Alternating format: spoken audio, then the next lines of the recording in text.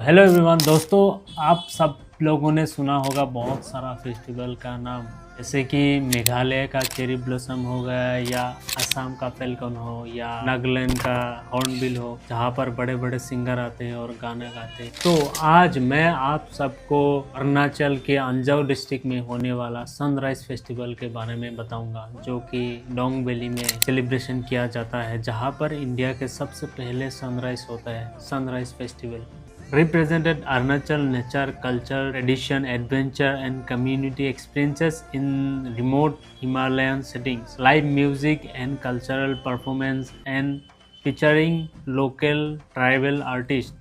Also traditional food, craft, and indigenous showcase from local communities. Basically ये festival 5 दिन तक चलता है, दिसंबर 29 to 2 जनवरी तक।